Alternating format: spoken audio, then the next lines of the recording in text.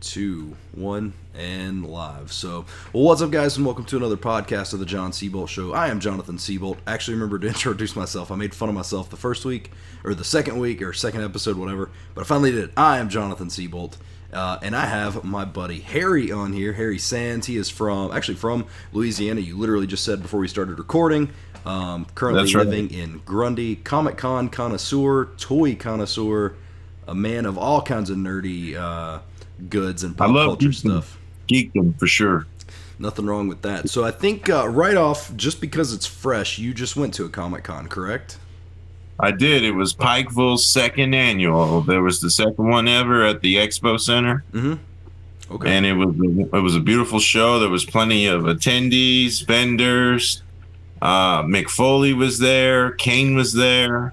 Al Snow, the voice of Ash Ketchum from Pokemon, and also Bulbasaur. And she's been in countless other animes. I think her last name is Sands, like sand at the beach. Okay. Very famous voice actress. She was there. And a Yellow Ranger from one of the more lesser known Power Rangers was there. She's a very attractive girl, but I didn't know who she was. Yeah, I knew it definitely wasn't the first one, because the girl that played Trini in the first Power Rangers tragically passed away. Yeah, rest in peace. But yeah, so that's cool. And I know that when you go, you don't just go as a fan of this stuff. You've set up as a vendor, right? Sometimes? It's been a while since I've been able to play the role of vendor at a con. But thanks to my co-dad and indie author, Raymond G. Newsom, he had a booth, and he enlisted my help as someone who has run cons before by myself and on behalf of other people's products as a promoter. It was his first con ever as an author, and he wanted me to tag along to kind of, most authors are maybe not as socially talkative to people face to face as what they have in their mind, and he needed someone like me, a mouthpiece. Right.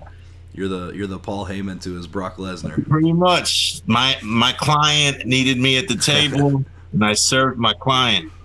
Heck yeah, man! That's really, really cool. Yeah, I saw Foley tweet a couple of pics. He was so cool. I have an awesome story to tell you. Yeah, go ahead. I'll tell my Foley story, and then we'll give it right off the bat.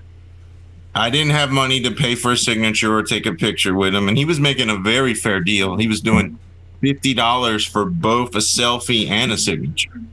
Yeah, that's cheaper from some of the higher end wrestling scales for sure. Right. Kane, I think it was 40 a piece, one or each, one or the other. Foley was doing both for 50. That's not bad. But I didn't have it. But I respected him. I waved to him from afar. He constantly had lines the whole day. I respected his speed. But here's teardown. 7 o'clock rolls around. The show's over. The public is gone. Vendors are tearing their booths down. Everyone's getting ready to hit the road. A lot of people come from a very long way, and they have some traveling to do before they call it a night. Some are probably staying in Pikeville in a hotel, and they're going to hit the road the next day. Mm-hmm. But it's time to get out of there. The show's over, okay? And I'm walking out towards carrying a little bit of merchandise needs to go back in the vehicle for Raymond G. Newsom, the author. And here's Foley approaching me, and we're going to cross paths. So I had to say, at least, I'm a fan. It's an honor to meet you. I've seen him wrestle, but I've never met him in a non-wrestling environment. So I had to say hi. Right. I wasn't going to pull my phone out and get in his face and say, can I have a pic? I just said, hey, man, I just want to let you know. Huge fan. You're a legend. And I really hope that Holy Foley will come back to the network, season 2. And he actually stopped and talked to me for like a minute or two. He's a busy guy. And I think his manager was actually managing that Yellow Ranger, who I didn't know who she was. So he was making his way to her. And that's where we crossed paths. And he talked to me for like 2 minutes. And then he said, have a good night. And, I didn't want to badger him like a fangirl saying, can you care if I get a pic, or can I throw you on my channel? I didn't badger him. I just, I have that memory that he spoke to me. Right. When he could have easily brushed me off, and he didn't. And that's actually, I feel like most celebrities and stuff, or whatever it may be, even though I'm sure they do love some of the aspect of being known, sometimes when you treat them like they're just a normal human, that goes a lot further than oh man, like even pulling out obscure stuff or something, showing how big of a fan you are, you know, showing a little bit of respect and humility towards them, I think goes a lot further. Human decency. Yep. I held him cool, and he spoke to me, and I'll have that memory. I'll never forget. Yeah, man, that's really, really cool. I may not have a video to prove it, but I know that he spoke to me, and he didn't have to, and it was very cool. Yeah. And I'm going to reveal on my channel when I do the upload about Foley what he told me about the status of Holy Foley. So there's a little teaser. Nice. That's cool. Yeah, so you are just going into another thing. You do YouTube videos. You started out doing just a little bit of vlogging, and then you've kind of turned it into a very nice growing toy collector. I don't want to say antiquing, but you kind of search for those rare, huge figure collection. Wrestling and non-wrestling and figures saved my channel, Jonathan. I was running out of ideas. I was running out of content. I live in a very small town that you've been to. You can account. There's not a whole lot going on. Grundy, Virginia. I don't know if I said that or not at the beginning, but yeah, Harry currently lives in Grundy, Virginia, which is about 2 hours or an hour and a half away from Bluefield, I should say. And it is very, very tiny. You're talking when you hear people say, "Oh, my city or my town has one stoplight and a gas station." That's literally just about Grundy. It makes you, I'm sure, appreciate your town. I say when you visit these bigger areas and you go to Bluefield, and you're like, "Man, Bluefield's so small." Coming to a place like Grundy is so eye-opening to the limitations. Yeah. Gas stations, even just basic service stuff. Yeah, and Grundy, just to give you an example, which me and you met via, in a weird way, GameStop because of Nate. Nate ran GameStop down there, and whatnot. But I mean, GameStop's never gonna leave you alone, bro. The connections, the networking of it. Yeah. For you could write a book about that alone, about how many connections that the job that you despise, the company. But the people that you met has been so rewarding. Yeah, I absolutely, man. I don't like GameStop because of a whole bunch of different reasons. But at the same time, my entire adult life, for the almost, I would say 90% of the people I interact with, if not more, are people that I met through GameStop. Mm-hmm. So it's hard. You know what I mean? It's. I don't like a lot of the stuff that happened, but that was more from a professional level. I'm grateful for everything GameStop did as far as networking, friends, and all that stuff for sure. So, me and you met via GameStop by Nate. Correct. But yep. Shut up, Cronkster. You know, but that GameStop and I vlogged it, and it's on my channel for anybody on my YouTube channel if you're listening to this on a podcast station. But I vlogged it. But that GameStop actually has since closed down. They couldn't. Grundy had a hard time even keeping that open. Yeah, the city of Grundy negotiation with GameStop corporate failed for the rental amount that they were going to agree on to renew the lease. They wanted too much, and GameStop just simply walked away. The store was expendable, and that's sad for multiple levels because it's sad because it takes options for shopping from customers, and then it also takes, as you know, which I plan on getting him on the podcast as well, but that put our good friend Bobby out of a job. A job that he did so well. Yeah, Bobby was great. Nate and all the other past GMs of that store relied on Bobby's ability to run that place without any help. At any moment's time, people would call in, people would disappear. As you know who I'm referring to. Mm-hmm. People just wouldn't be there, and Bobby had keys, and he could be there, and the store would operate. Customers were taken care of. Yep. And they had that reliability with Bobby. Yeah, no, I agree, man. Which I think he's like a cop now, isn't? No, he works at a school, doesn't he? He's like an IT guy. He's at the School of Law. It's one of Grundy's shining achievements, the Appalachian School of Law. Yep. It's actually the weird connection why I'm here, my family and myself, is because of the School of Law. I don't know if I knew that or not. Yeah, we were originally from Louisiana, as I said earlier, dislocated by Katrina in 2005. We're coming up on the 13th anniversary of Katrina. My older sister and her husband were living in Grundy because he was finishing his law degree at the School of Law. Okay. And they were the only family we had outside of the state of Louisiana. My folks end up falling in love with Appalachia. Mm-hmm. And they didn't want to leave. They got a house here. They love the mountains. They feel very safe from hurricanes. Right. They're fine with them being very limited on store and shopping. They're retired. This is a retirement area. Right. I can agree with that, man. And I guess I've always wondered, it kind of goes into, I wondered, like, people from New York, when they take vacations, they're literally in a city that has everything. So when they take vacations, do they come to the areas like this where they're like, all right, I want to go to a place that has a hotel and then we can just hang? And so I guess 'cause you live I'm close. sure, when I worked at the Breaks Interstate Park, I know a park that you find extremely beautiful that you visit yourself. Mm-hmm. I'm not sure if it was Nate that took you there or whatever, however you ended up at the Breaks. And I know you're a fan of your Blue Ridge Mountains out there. There's some beautiful mountain range in your neck of the woods. I know. The Breaks is breathtaking. It's the largest gorge in the Eastern Hemisphere, United States. And you'd be surprised how many people from New York and bigger places will come to the Breaks to see the Grand Canyon of the South. Right.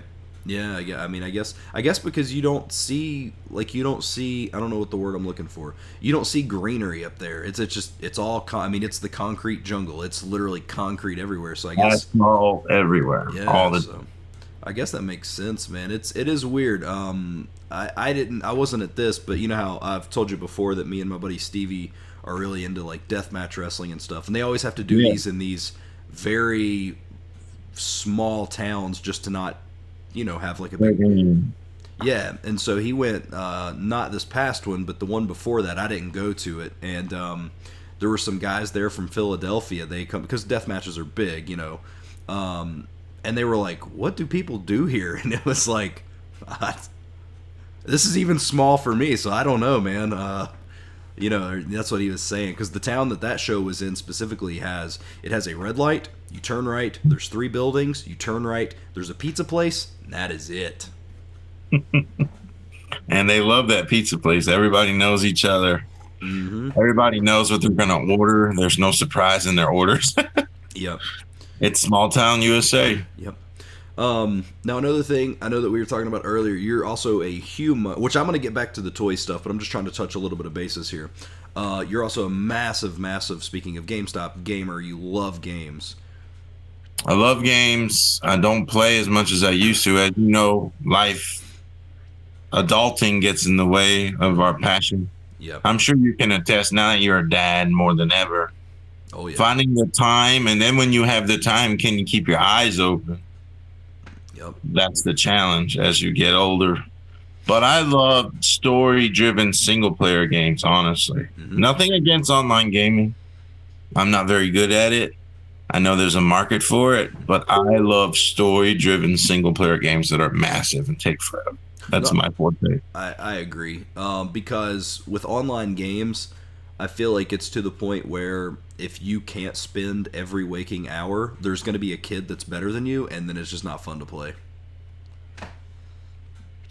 That's definitely a core issue that is yet to be solved by the game developers. Believe me, the idea of playing online goes back to, you remember the late 90s, Ultima was the first MMO. Mm-hmm. And that broke so many barriers that technology couldn't solve until that happened.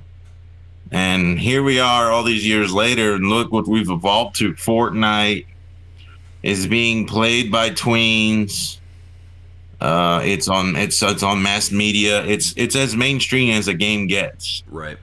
Epic paid top-notch research marketers to have this idea 5 years ago so they could implement it now. Right.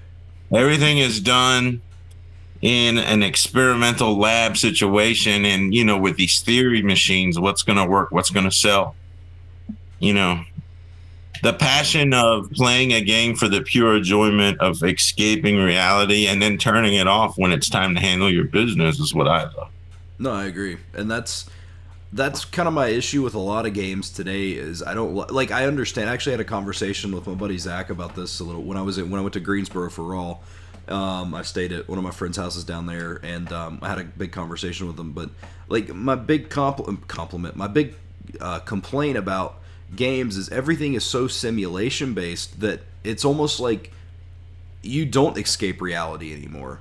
Like I can't pick up NBA 2K and play unless I understand how professional basketball plays work. You know what I mean? Like I miss picking up a game and just having fun. Wrestling games, dude. My God, Right. you can't.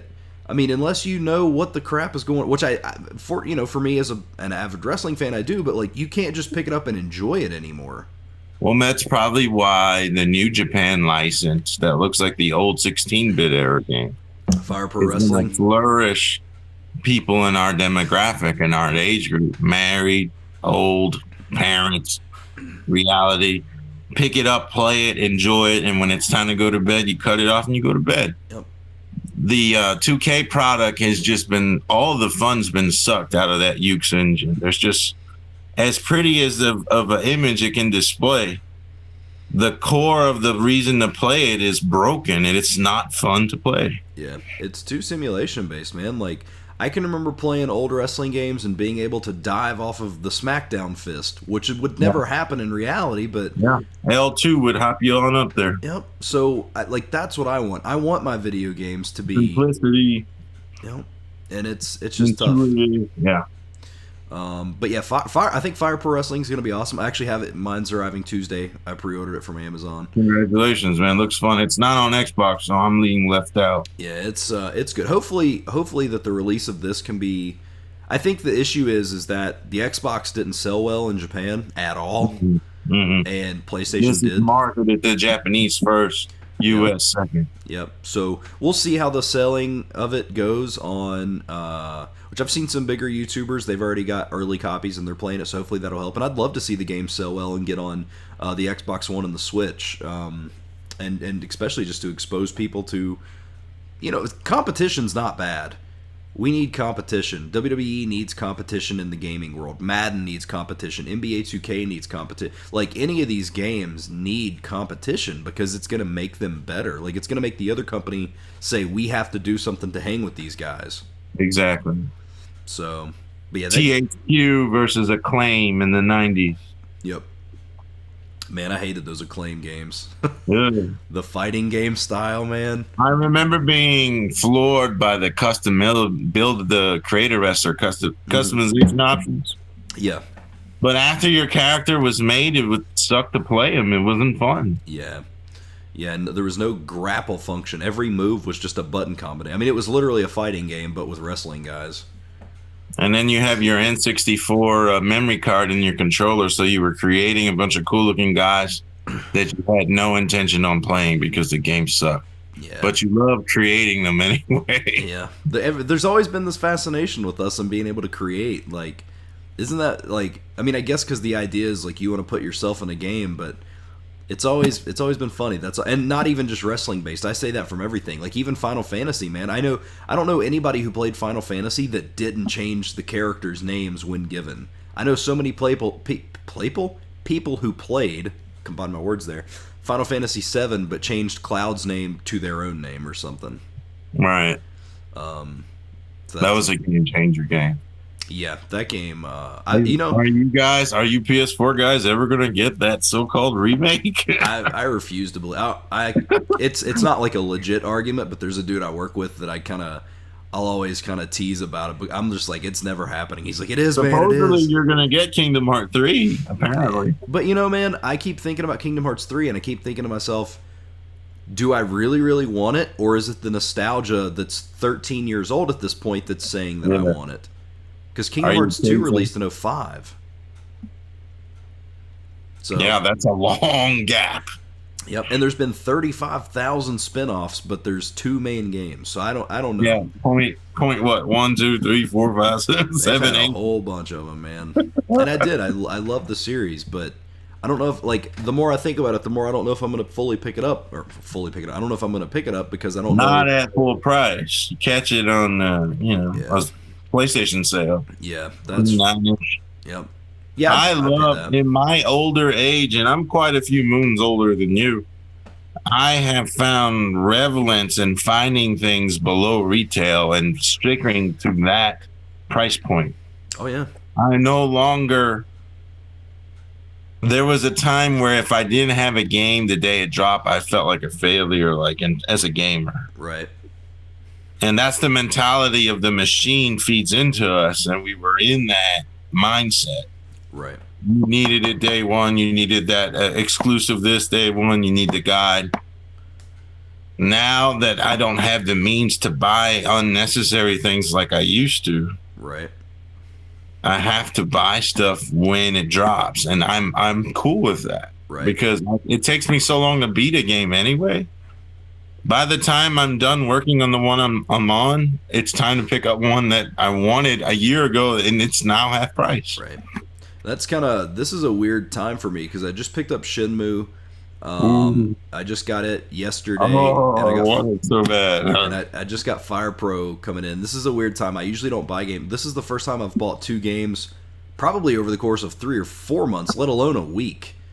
You did good buying the physical copy. Just something about the era the game's from warrants you owning that physically. No, I agree. And here I am as someone who thought I was committed to digital only moving forward. I was done with disc. I was going to just keep housing them. On the Xbox, I don't know about PlayStation, they allow you to uninstall them and they just stay in a ready to install state. Yeah, you can. So you throw them on the hard drive when you want to play them. That's what I do. I don't have a big terabyte or 2 terabytes or an external. Right. I just stick to my 500 gigs. And when I want to play something I don't have room for, I install stuff that I'm not using, and it stays in the ready install state. Yep, that's how it is on PlayStation, man. I've got so many things that are just basically in my cart and paid for that I just don't have installed or anything.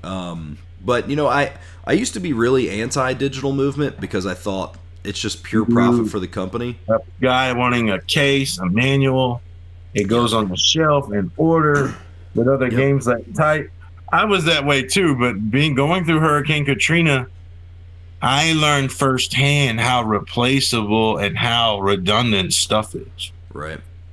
And the most important things in our lives are the people that love us and give us what no animate object is not going to give you. Right. And I learned, now here's me, a figure collector. There's a lot of guys that literally have, entire rooms devoted to their figures. Right. I don't have that. I have one shelf, and I have a few that are on card on the wall, but I can't afford to buy that many, and I don't have anywhere to put them. So I like to stay in the capacity I can collect. Right.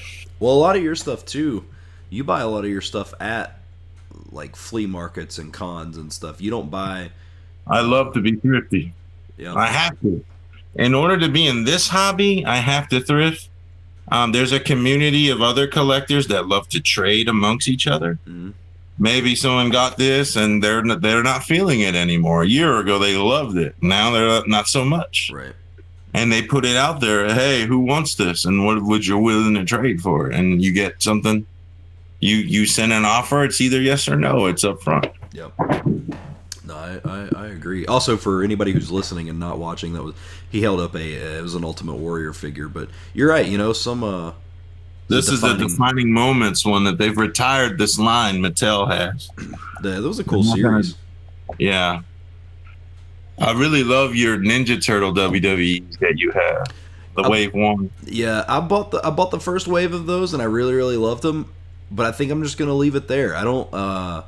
No need to get that wave 2. Yeah, well, because the first wave, I feel like that was the start of it. They were Comic-Con exclusives for a long time, and then it was a very limited release in stores. That's collectible. Now it's just, dude, I haven't been into a Walmart and not seen Line 2. You know what I mean? Like, it's everywhere. It's everywhere. We call that in the collecting game. We call that peg warming. It's This is the only Ninja Turtle I own. Leonardo. This is Mega Blocks. They call them Mega Constructs figures. Mm-hmm. And you can get them in various fandoms now. Like, here's a Borg from Star Trek. Okay. Yeah. You can get them in various. You can get the Terminator. You can get He-Man. You can get Aliens.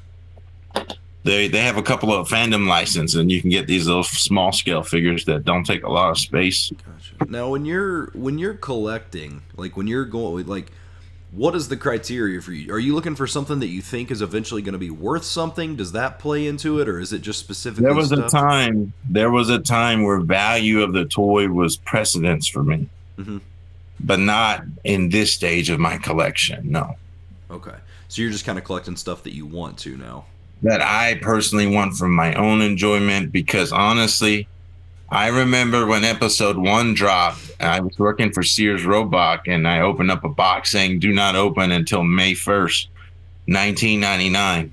And this was April. This was before Easter. We got the stuff early, and here I'm looking at Darth Maul and Obi-Wan Young and episode 1 toys, okay? And I bought caseloads of these figures saying, oh man, these are going to be so valuable, getting the first one. And now literally episode 1 toys are in various comic book stores and toy resellers, and they're $5 tops. Yeah. They're cheaper than they were when I bought them at Sears in 99. Yeah, they I guess they loaded the market down on that.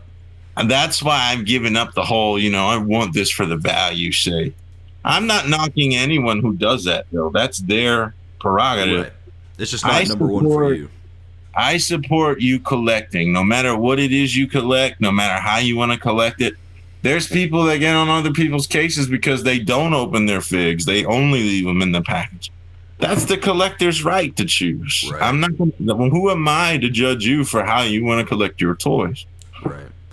That makes sense, man. The one thing that I do think I think is going to really hold its value, and I don't collect. I have a couple of them, but I know they're huge, and I think that a lot of it is because of what they are. I think the Pop Funko figures, because people are like, oh, they're today's generation's Beanie Babies, and I agree with that to an extent, but I think that the pop culture-ness of them, and the fact that it's all stuff from movies and stuff, are going to make them stick around longer than what Beanie Babies did. Because people are always going to be searching for Shining figures. People are always going to be searching for these cult phenomenons. And I think that is going to make them last longer than Beanie Babies. There's a lot of fandoms and there's a lot of brands out there that have no action figure lines. And the Funko has opened a gateway to these obscure TV and movies that would have otherwise never been made into a toy. Right. And someone wants a physical something of a character that they identify with that brings them happiness. There's an awesome documentary on Netflix about the story of Funko. You need to check it out. It's called Making Fun. Making Fun. Okay. I highly recommend it. On a day that you're like light duty on the dad patrol and you have nothing else going on, put it on and do stuff in the background. Very interesting watch. It's called Making Fun. Yeah, I'll check that out, man. Because I like super interesting story. Very humble beginnings of Funko. Yeah, well, because they didn't start. They didn't start as what they currently are, right? Bobbleheads. Bobbleheads, okay.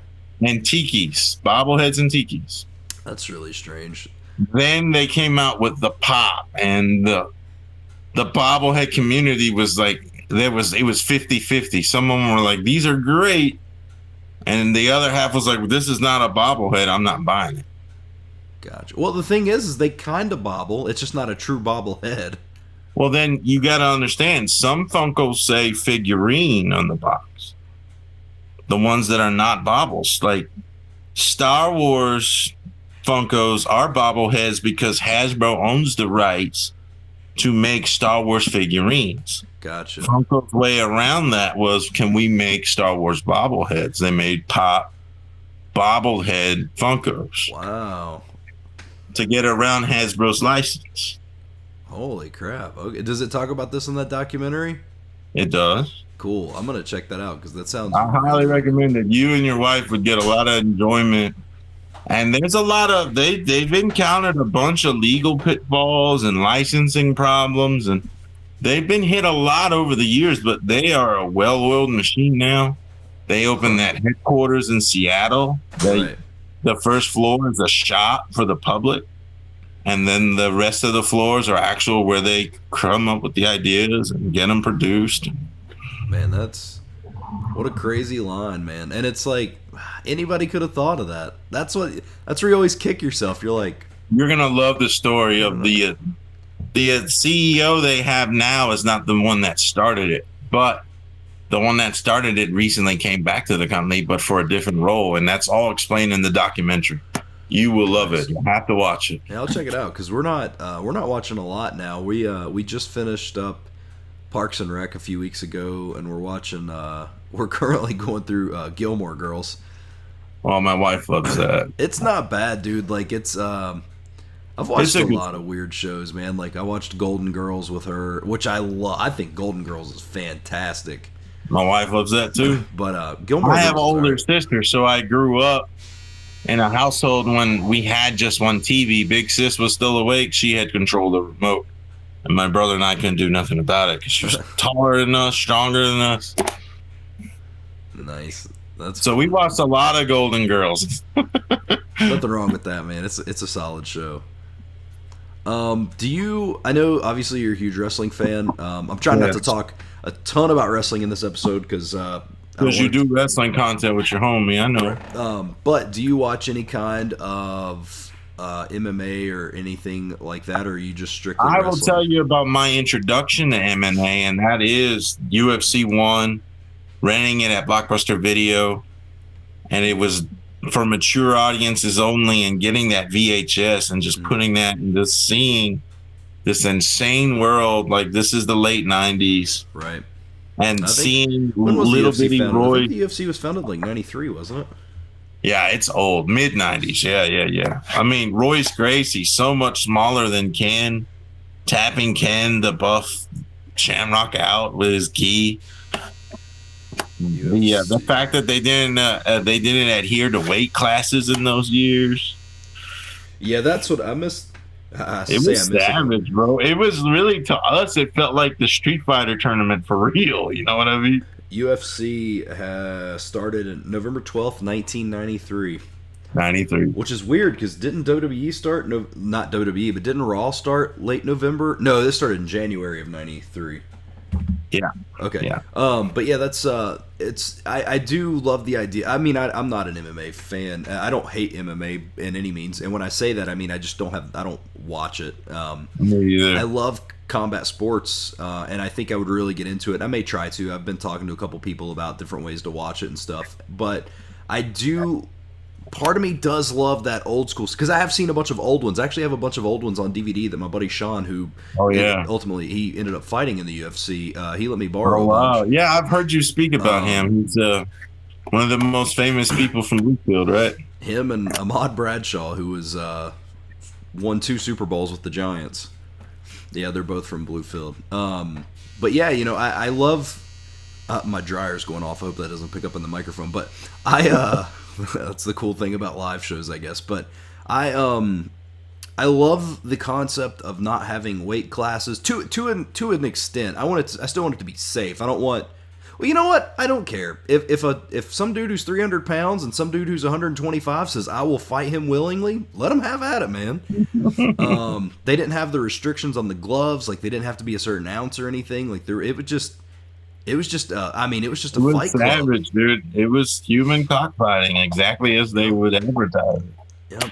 But throwing shots, completely legal, over and over again. Yep. But part of me, I also understand the safety issues, and because it's already a super dangerous sport, so sure. I can understand the weight classes and the safety rate. Kind of like the NFL. Now, I don't agree with most of the stuff the NFL does now with the rules that they're implementing for safety. I literally was watching a preseason game the other day, and a guy got tackled, and they flagged him for unnecessary roughness. I hate that crap because it's a contact sport. But also at the same time, the guy lowered his head. I kind of understand the safety, but that's a whole different topic, I guess. So, but I don't know. I want to get into the UFC more, or Bellator, or I want to. Which I guess did somebody got bought out, wasn't it? See, that's how out of the loop on. I'm going to stop talking about the UFC because I don't want to sound like an idiot to anybody listening. Before you do, I do want to mention that the early 2000s, I was all about Pride FC. Mm-hmm. Okay. Pride was amazing entertainment, buddy. They had a game. Do you remember that? Amazing. The Pride game, yeah, very. PS2? Yeah. Awesome graphics. Kazushi Sakuraba. I remember. I think Shamrock was in it. He might have been. But Kazushi Sakuraba was a Japanese fighter that they gave him the title, the Gracie Killer. Whoa! Because he kept beating Gracies. Wow. Yeah, but then they put him in the ring with the bald guy, Silva. Mm-hmm. And Silva cleaned his clock in like the first round. Wow. Vanderlei Silva? Gracie's just don't fight like Silva, though. He's an animal. Dang. In those years, in the beginning of the 2000s, Silva ran Pride like he dominated. That's cool, man. Yeah, I knew he was getting older now. I didn't. Oh, he's so old now, bro. I have some memories of some earlier UFC stuff like that. I remember a fight. I think it may have been Silva, maybe Silva. And if you watched it in that time period, you may remember this. There was a guy that had the fangs. Arlovsky. I remember he was in an arm bar. I keep thinking it was Silva, but I don't know. Dude, he picked him up and you could literally see his arm. It didn't snap super gross, but you could see the bone in his arm physically snap. Out of an arm bar because he was trying to pick him up with one arm. Man, it was so brutal. Yeah. Arlovsky's era is kind of like right before UFC became such a commercial machine thing. That's when it definitely became more, Fox had just acquired the rights to show them, and now Fox doesn't. Right. Which leads to why Fox needed to purchase the rights to show SmackDown, because they're missing a combative sport. So is FS1 not Fox Sports? It is. They're still showing you UFC? I think so. They used to show it. I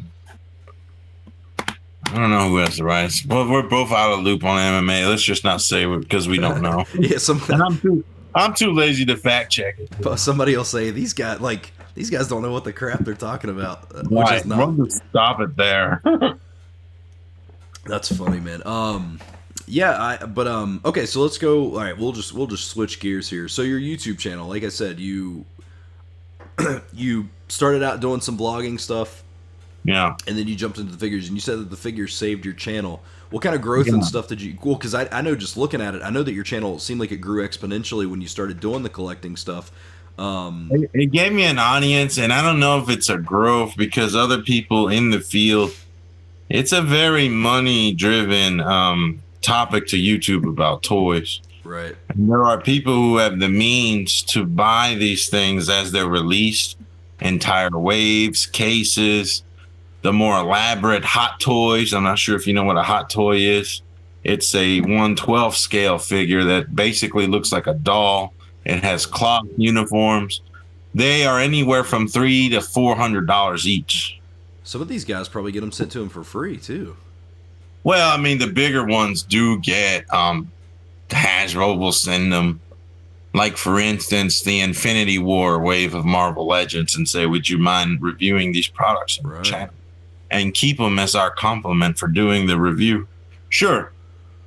There is a commercial success for toy tubers, as they call themselves. And there's quite a few that are at the 200,000-ish. That's as big as they've gotten.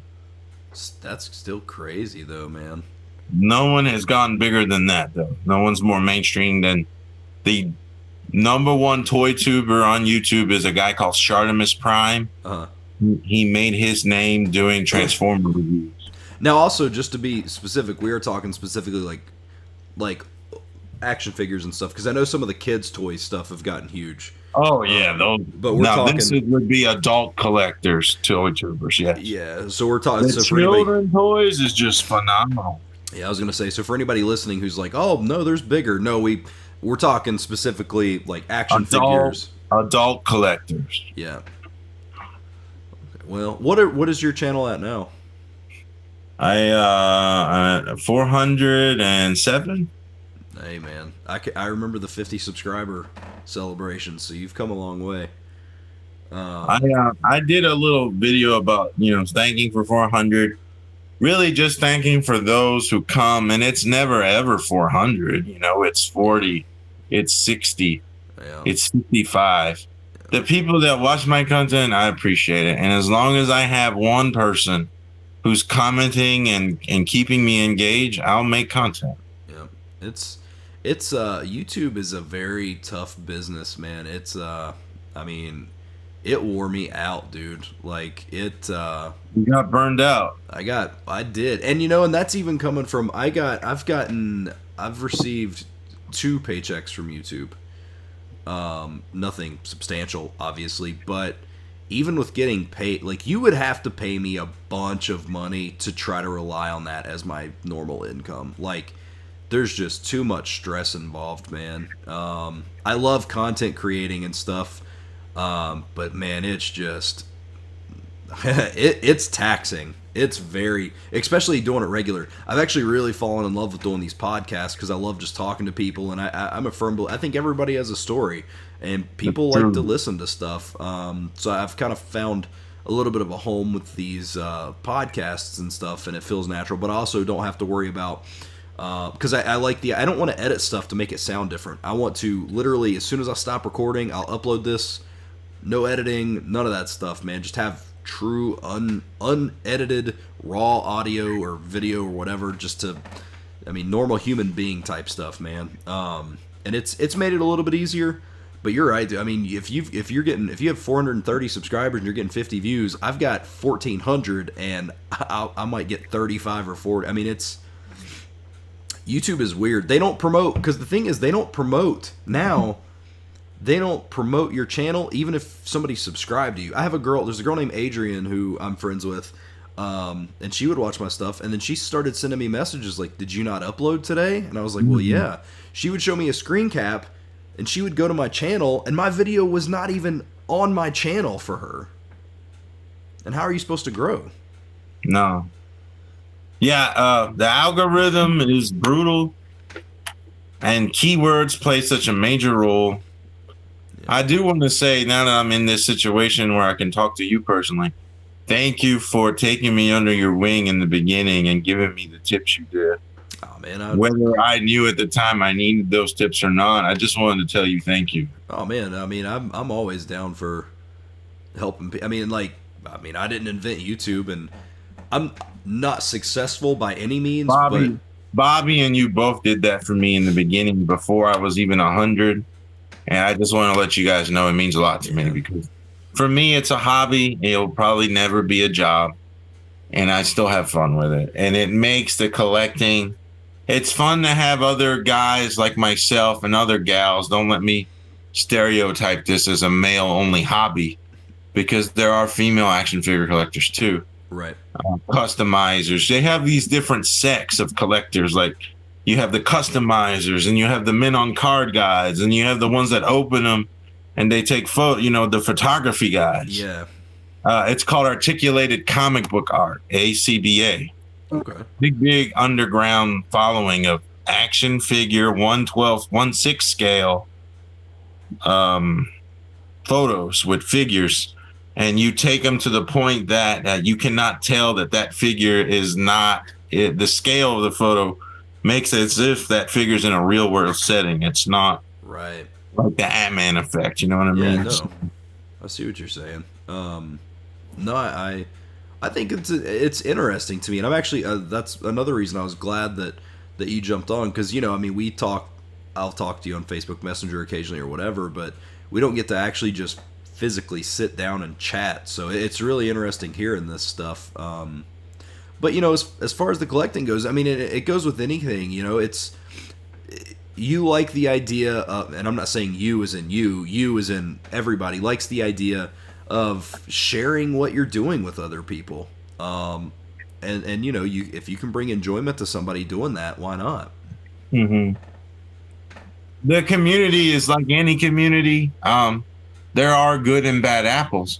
There are people who are out there to rip people off on trades all the time, that present false addresses, and they take photos of inventory they don't have, and they make deals, and money is exchanged on PayPal, and then products are never shipped. Right. There are bad apples in this community just like every other. Right. But when you find the right bunch of folks, I'm just going to say folks, and you know each other, you trust each other, you have 2, 3, 4 trades under your belt with someone, and then you pass that information along to someone who asks, hey, is this guy trustworthy? And I gladly say yes. I completed 4 trades with them. Everything that we promised each other went through smoothly. In fact, he included extras that I didn't know I was getting. That's the kind of reports we give each other within the figure community. Right. Keep each other honest and stuff. That way, people don't rip off. Because I mean, that way the ones that are trying to take advantage of people, their reputation, once it's found out that you rip someone out, they let everyone know this person under this profile picture posing from this city is a scammer. Right. And that happens, I'm sure, more than not. I don't want to say more than not, but that probably happens way more than it should. It's more regular than it should be, for sure, but that's life, right? Yeah. Do you get anybody, like, when they watch your YouTube videos or anything, does anybody comment on them and say, oh, I'll trade you for this? Have you ever made trades that way? I've been asked a few times. It doesn't happen often because I'm buying older stuff, used, like Goodwill quality used, a played with toy. I'm not one of these guys that can afford to get the newest thing the day it hits the stores. Right. So it doesn't happen often. But I have been approaching my comment section about items that I found that are kind of like jewels hiding in flea markets that I find. Well, that's cool. That's really, really neat. Yeah, it seems like it'd be a really, really cool, industry to get into. You're somebody that's no stranger to being in a thrift store environment. You love the possibility of finding something that may not be valuable to somebody else, but to you, it's either going to give you nostalgic value, or it's something you could use, or it just makes you happy. Yep. No, man, it's really, really good. Actually, maybe sometime you can come up on a weekend and I would love to. We'll go to Snooper's Antique Mall down the road here. I've seen it on your channel a handful of times when you've gone. Yep. It would be an honor to go there with you for sure. Yeah, man, we'll set that up for sure. I had something else I was going to talk to you about, but I don't remember what it was. I made notes. So I know that you're also a big like movie and TV fan. Anything recently that you're watching? I kind of gave you a hint earlier, but Disenchantment, the new show by Matt Groening, the creator of The Simpsons. Right. Yeah, because I haven't watched that. Yeah, it's so funny, and the first time ever, unlike Futurama and Simpsons, Disenchantment follows an actual main plot running in the background. Each episode has got a background mainline story. So even though each episode is a contained episode, there is a major thing they're building to that didn't existed in The Simpsons or Futurama. See, I would be interested to watch that. I'm actually pretty opposite when it comes to Matt Groening, or Grant, however you say his name. I prefer Groening. Yeah, I prefer Futurama to. I don't dislike The Simpsons. I love The Simpsons. But Sure. Something about Futurama, man, always got me. I love Futurama so much. He could tell finer plots and better writing, and he just had more of an open canvas with Futurama. That level of upgrade that Rama was to Simpsons is what Disenchantment is to Rama. And you said it's on Netflix? It's only on Netflix. Yeah, I'll have to check that out. Netflix produces a lot Netflix of really original. stuff. It's 10 episodes long. They are 1 hour each. They are very entertaining. The voice actors are top notch. I will say, what's his name? The guy that's the voice of Bender. He's the king in the show, so you do hear him regularly. It's a comforting voice. Another noteworthy voice actor is Eric Andre from Adult Swim. Okay, yeah. He's the voice of the little demon character who looks like a cat. He goes by Lucy. And then there's a little elf character that looks like a little green Bart Simpson. He is called Elfo. I don't know who his voice actor is, but he's good, whoever he is. Nice. Yeah, well, voice acting can make or break a show for sure. All the voice acting, superb. Except the only thing I'm really okay with terrible voice acting, just because of, the memory of it just now from buying the game. Shenmue had some of the worst voice acting. Oh, yeah. Yes, but That game. it's part of that era. The undertaking, the balls on Suzuki to attempt such a massive, epic adventure with the technology available to him and still deliver the story with as much detail as it had. Yeah. I felt like I traveled to Japan, that I've been to China in the 80s. Here's a fun fact about Shenmue. I never beat it. Never. Well, here's the problem. Every time I would play it, it up to the point of where you got your job in the dockyard driving that forklift. Looking for sailors. Yep. I would go to work, collect my paycheck, go to the arcade, play Space Harrier, the QTE events, all that stuff, go sleep, wake up, do it again tomorrow. That's literally... I got to that point and I couldn't stop this endless cycle of going to the in-game arcade and playing games and trying to collect the basically the quarter machine stuff. You know what I'm talking about? Yeah. Trying to get money for that. Like I never progressed past that point in the game. Cat. I understand. Well, that's unfortunate. Well, now you have the opportunity. Now that you have remastered. Yeah, I'm gonna attempt to limit myself on that because I think at the time, in my opinion, I think Shenmue is really far advanced for its time. Sure. Now it's not open world I also, for people listening versus watching, I just did the air quotes because it's technically an open canvas, but it's not in the realm of like Grand Theft Auto or anything. Right. But the freedom that game gave you outside of the idea of a mission you were in is that has to be, for a 3D game like that and not like over the top GTA style stuff, like that's got to be one of the first times that a game has had that kind of freedom. I'm excited to hear about what do you think of it when you beat 1 and you start 2. Yeah, I'm excited to play it. So you never played 2 then, did you? Nope. Because you never beat 1. Yep. But it leads me to believe that 1 is kind of open-ended and doesn't really fully solve what you're after. It isn't. So, yeah, you get a little bit of answers, but not what he needs. So the way, and then 2 picks up right where 1 leaves off. Very cinematic. Good. And the exploration. We're very similar in our taste of exploration games, like Ocarina of Time, Skyrim. We love big open areas, and Shenmue gave us that in an era where that was almost unfathomable. Yeah. On the level of detail.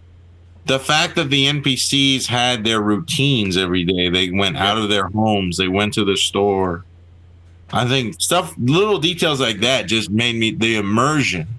Oh yeah, yeah. It was that game when I first played. I didn't own it. My buddy Evan had it, and I remember going to his house and playing it. And he's the one that lives in Japan now, right? Yeah, Evan? Yeah. How amazing! I should ask him. I should be like, I need a full detailed description of Shenmue versus what it's like living. Dude, in your skit days, didn't you have a video about video game logic and reality? That's actually one of my bigger videos. Yeah, I had video game logic in real life. I'm sure Shenmue had to play some. Dude, Shenmue is so navigating the interiors of the houses and stuff. Dude, the control, even now, and I'm honestly glad they left it. The controls are still kind of clunky, but if they were perfect, it wouldn't be Shenmue. Just like if they redid the voice acting and stuff like that, it wouldn't be Shenmue. Part of Shenmue's allure is how almost not good of a game it is while being an amazing game. Right. It survived. I assure you, the story is so gratifying, and my heart was just filled with joy when they announced how many years ago, 2 years ago, that 3 was in the works. Yeah. I figured the success of part 1 and 2 and seeing how many people wanted to was it a Kickstarter thing? It was. So I'm sure seeing the success of that, they were like, all right. It met its goal in 3 days. That rules, man. I'm happy to have it, man. It's one of my. I miss the Dreamcast though. The Dreamcast is my favorite system, and it's not even because of particular stuff, but it's just I never had a bad time playing a Dreamcast game. That was the games that you crave now. You put them in and you played them. There was no tutorial. There was no simulation element. The Dreamcast was about having fun immediately. Yep. And you can, when you were done playing Crazy Taxi, when you're playing Dynamite Cop, where you're playing Sega Bass, whatever it was easy to get into it and play it. And then when it was time to do something else, you turned it off and you went about your business. That's kind of the thing. Like, I miss games. I love sitting down and playing games for hours. Love it. But there's You just also don't have games. that time anymore. There's also games I want to turn on and play for 20 minutes. And the Dreamcast, I could do that. I could play 3 rounds of Crazy Taxi, Right. and then go on about whatever I needed to do. It brought the end of the 90s, early 2000s, pardon me, era arcade room to your house. Yep. Absolutely. Because you had Soul Calibur arcade, superior, not perfect, superior. You had Dynamite Cop. You had the NFL Blitz game, whatever the NBA equivalent to that was. And everything that you had in the arcade that was running on the AM engine, Yep. Dreamcast did it better on the house. So. Yep. You remember Power Stone? Oh, yeah. Fun with 4 people. Yep. That rivaled Smash Brothers, honestly, and playability and longevity. Yeah. You would be like, you guys want to play something else? We'd be like, you leave Power Stone in there because I'm winning this time. And you go back in there. Yep. It's and that's a game that's grown on me the older I get. I used to not be like a huge. I didn't dislike it, but it's grown on me a lot. Marvel vs. Capcom 2, man. NBC, I can't tell you how many blisters on my thumbs. Yep. That Dreamcast controller. I hated the controller. It was so uncomfortable. Oh man, I love the Dreamcast controller. Oh, it tore my finger up, dude. I couldn't handle it. The D-pad was atrocious. Yep. And the one thing that I really loved about it, and I know that which you don't do a lot of sports gaming. I mean, like, yeah, I didn't think so. So the NFL games, the NFL 2K series had a thing where you could call plays from your VMU, so the player you were playing against wouldn't see. And now they have a thing where you can just hold a button and it'll pick the play, and then you can move it around. But like full total secrecy to what you were doing was on that little VMU. Your buddy sitting right next to you couldn't tell what was coming. Yep. Because you can always look at the 4 plays on the screen and say, okay, he's either running right or it's going to be a pass play, so you can stack the side or do whatever. Like on that, man, it was just like, I mean, it was just brilliant. The VMU was an amazing memory card. Sonic Adventure, you could take the chows on the go. Yeah, I had my black one. Had a black controller and a black VMU, and I loved them to death. I would take the VMU to work with me, or wherever I was, I would keep it and check on the virtual pet and stuff. Yeah, it was neat. The batteries didn't last long. Oh man, I don't remember ever starting my Dreamcast up and not hearing that high-pitched squeak telling you your battery was low. But that was part of the brilliance of it. Innovation, man. Sega's innovation. And 56K internet. I never played the first game that had a lag. Well, I remember SegaNet. You remember they offered their own ISP? I don't remember that, actually. I signed up for SegaNet. I was living in Louisiana at the time, of course, and I racked up a cool $600 phone bill the month that I said yes to SegaNet. Because they were using out-of-area numbers to connect me. And Bell South was our actual provider in Louisiana. Uh-huh. And my parents get this fat $600, and I had to pay every bit of that over the summer, mowing lawns, doing chores for mom and dad. Like I paid, and I'll never forget that SegaNet $600 phone bill. That's crazy, man. Dude, that's nuts. I didn't have anything like that. I paid my dial-up was like $15. I had a company called Sunlit Serve. One of those, but I can remember, I mean, just the hours that I would spend on Phantasy Star Online or anything like I loved on that. There was no chatting. All you had was the emoticons. Yeah. And they would bleep words if you were to try to do something too, but you could send messages and you collected. Do you remember you had I don't remember what they were called. They were cards. They're basically like little address cards that would have your so you could get online and pull cards to see which one of your friends were online and stuff. I didn't know that. I didn't get that deep into it because I couldn't find anyone to play with. Dude, it was so good, man. It was a beautiful game though for its time. Yep. The colors, the setting, the simplicity of the battle system. Yeah. I loved it. Yep. And man, you could play that game forever. Well, I know that on the PC, there's still people, they've made servers to play servers on the PC. So people are still playing awesome. Phantasy Star Online. That's awesome. And that actually comes from, I never played any of the Phantasy Star games. I never played Phantasy Star 1, 2, 3, or 4. Single player ones, right? Me either. Yep.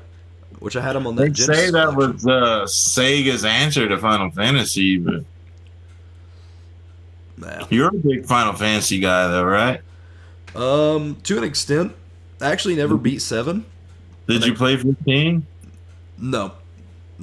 I've played 7, 8, 10. I hope you played 10. Yeah, 10. Here's the thing. I haven't beat a lot of them. I'll tell you my story about Final Fantasy 7 though. So, my buddy Evan. That's how a lot of my early stories start, especially with gaming. But my buddy Evan, I would go to his house and he was like, and he would play it, and I was like, this game looks amazing. So, also I apologize to anybody listening. I'm getting over a cold. That's why I'm sniffing and stuff. So I would go and I started playing. Right, set me up a character and all this stuff. So I'm 30 or 40 hours in. I'm getting on disc 2. Everything's great. Memory card corrupts. And I said, nope. That was done. And I've recently tried to go back and play it, and I played it a little bit. And it's still, honestly, to this day, fantastic. It holds up, plays perfectly. It's still, today, it's still a beautiful game. Like, thinking about what it did for its time. Yes. But man, that'll take it out of me having to do, like, and the thing is people are like, well, if you beat it, you would have played it again. Yes, I would. But it's just the way that it ended for me, and just having that memory card corrupt and having to go through it again before I can get to the ending is just frustrating. I haven't played one since 12. I didn't like 12. I thought that the judges were like really neat. I think I played it for about 8 hours, and I was like, It kind of played like an offline MMO, really. It reminded me of a lot of, like, I mean, it was like a real-time game. I was getting over my Warcraft addiction when I played. It was a crutch for me playing 12 because I had been addicted to World of Warcraft for 5 years straight. Right. And I gave it up, and I needed something to fall back on. Right. And I started playing 12. It was old then when I started playing it in like 2010 on a PS2, and then I upgraded and got a PS3 and never finished it. But I played halfway through 12 and really enjoyed it. See, I'm not a big fan of that battle system. Like, here's this will get every person in the world mad at me, but like, I'm not a big fan. Sorry, I'm not a big fan of the battle system. I love the stories and stuff, but I'm not a big fan of the battle systems of Knights of the Old Republic. I thought Mass Effect 3 had a terrible battle system. I don't like that real-time element where if I shoot something in the head, but the percentage is just a slight, like, I have a percentage. I can aim and shoot directly for this thing's face, but I still may miss it even though the bullet goes right through it because of percentages of hit. And I understand why, but if that's the case, I would just rather it be a turn-based system. Which I guess is the argument people hate about turn-based. Oh, you swing and it goes right through them. But I mean, it's just, I guess from where turn-based I played before I played real-time type of stuff, I'm not a big fan of that. Which I did like World of Warcraft and stuff, but ultimately it's not my favorite battle system, and it can take me out of a battle system. Or out of a game, I'm sorry. What class were you in Warcraft? What was your favorite? The only thing that I can remember playing is, I never got too deep into anything. I played a gnome. Warlock. I don't remember if it was is there a warrior class? Yeah. Dude, it's been so long. I can remember, because gnomes could be warriors. The hilarious thing is, and I know my buddy Gabe listens to the podcast. I can remember, I'm sure before I even say this story, he knows exactly what I'm going to say. But I can remember him coming in, and I had hit like level 19, 19 or 20. I didn't make it much past that. I think I hit 22 one time. And I was like level 19, and he was like, "Hey, because I was like, man, I'm still having trouble. What is going on?" And he was like looking at my gear and stuff, and he was like, Yeah. "Well, hey, I noticed that you still have level 1 daggers." And I was like, I've not found anything. Like, I don't know what's going on, man." So I wasn't very efficient or good at it, but it was fun, you know, talking to people and stuff like that. I let the addiction of it take a hold of me. I know a lot of people that have. After Katrina, I really let myself get lost in it because I was in a new small rural town, culture shock.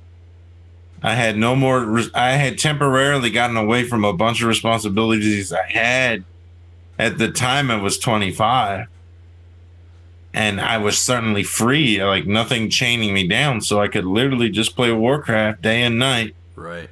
Sleep all day and play Warcraft all night because I was on a West Coast server. And I really was living my life in reality just so I could function in Warcraft. I was thriving in Warcraft, and I was doing nothing for the real me and everything for my avatar.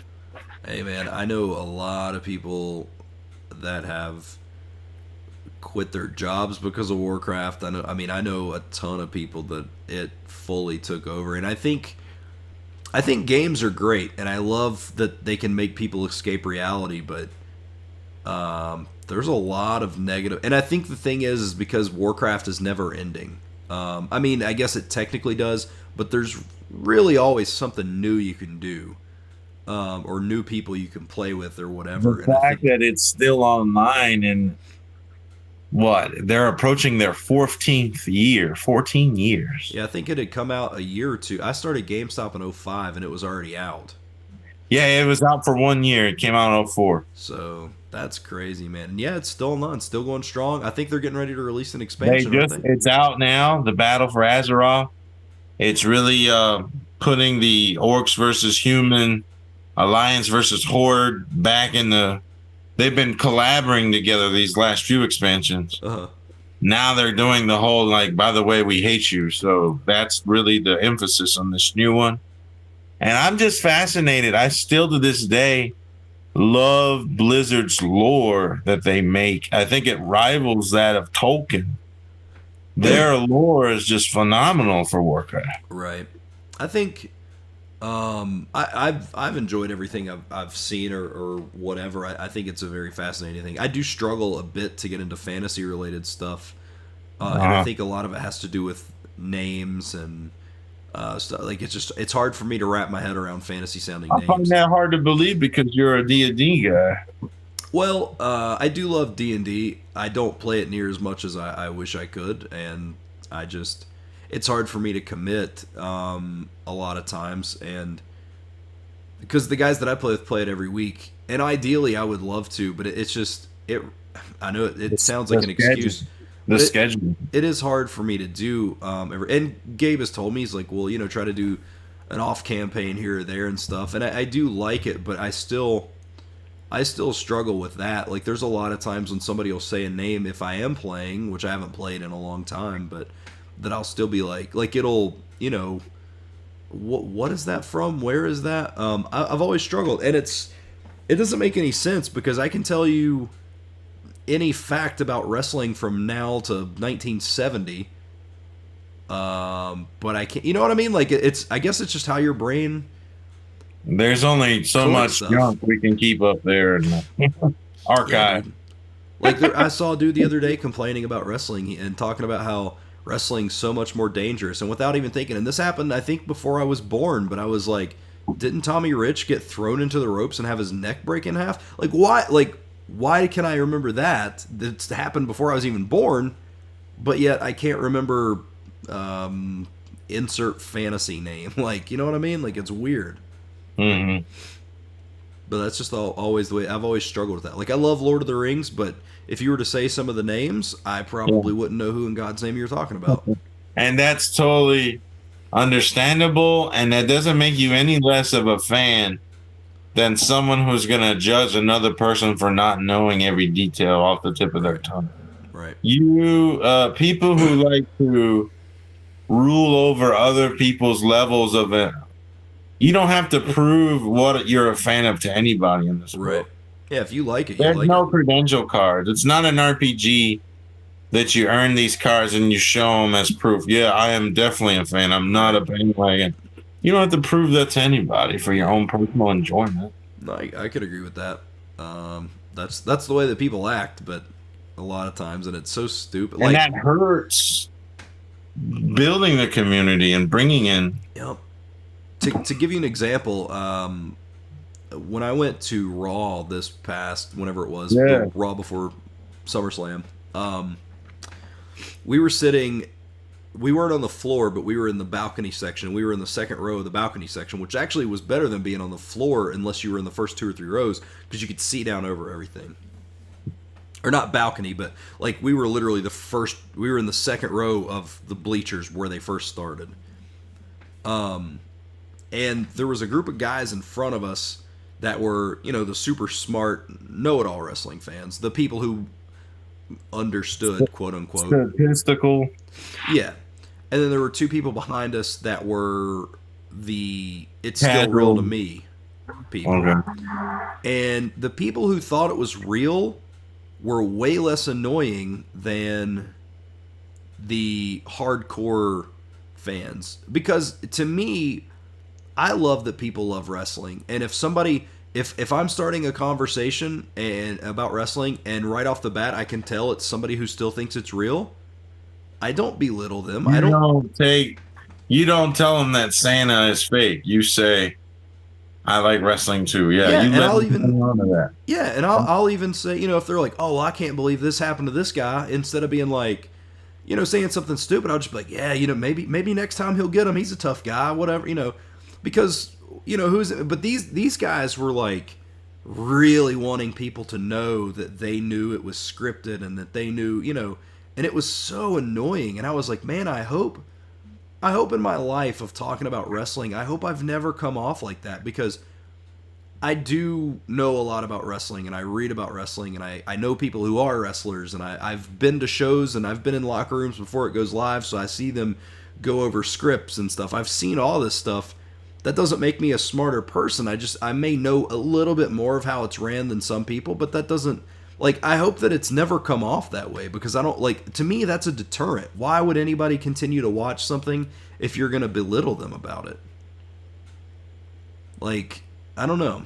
Hopefully I've never come off that way to anybody, because it's just such a stupid mentality. Right. Oh, you don't know that in the Silmarillion on page 48, Legolas, I don't know, this is completely wrong, somebody will crucify me for that, but, you didn't know that this guy said this to so-and-so? No, because I just casually enjoy the stuff. Right. Which, fortunately, none of my friends are like that. I've never had anybody speak negatively towards me. I've got a bunch of friends who are massive Star Wars fans, read all the books, and they'll talk about stuff that's canon or not canon, but it's never been... Yeah. But they've never been, they've never been negative. I'll say something, they're like, oh, well, in the book it says this, so that's a little bit of an explanation. I'm like, oh, okay, cool, that makes sense. But man, it's just, fan bases are the worst of any, we nerds need to do better. We need to do better to be more human about it all and less calculated, less robotic. Yeah. And yeah, you're right. You're very right. Hopefully, I don't know. Hopefully that'll change. I don't think it ever will, because everybody has this mentality that they want to know, and they knew about something before it ever happened. Before they knew about it before anybody else did. And I guess, I don't know, man. It's weird that the way people react. Because to me, if somebody's like, "Hey, I just found out about," I don't have anything right off, but "Oh, I just found out about this." If somebody came to me and they're like, "What is this Shenmue game?" I'd be like, buy the crap out of it. It's awesome.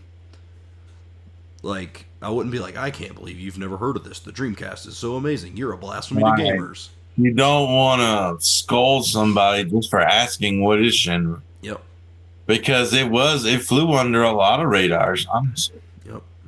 So I have a really good friend. It's the guy that used to sell me games at the Babbages that turn into a GameStop that I would shop at in Louisiana, in my actual hometown I'm from. Uh-huh. and he's an artist. He's got a Facebook page. He does commission art. He's really good at it. I think it's called Rogue Art Gallery. His stuff is amazing. I'll send you a link later so you can look. Yeah, you'll probably want him to commission something because he's so good. Send it to me. I'll check it out. He's in Gamers, but his name's Jesse. And I remember he was very, very devoted PlayStation fan. He had PlayStation 1. He was eagerly waiting for the 2 to drop. Shenmue was very, very enticing. He almost bought a Dreamcast for it. Decided not to. Got the PS2 at launch and then was happy with the level of Square. He was a Square Enix guy. You know, he loved RPGs. And he had enough on the PlayStation 1 to hold him over and skip the Dreamcast. But I remember him being the one that gave me my jewel case. You remember that the Dreamcast Shenmue was black instead of white? Yep. And it was a double case because it was 2 CDs. Or 3. maybe even 3. It was 3, and then there's a special edition that has 4. It was thick. Oh, the special. I didn't have that one. I just had the standard.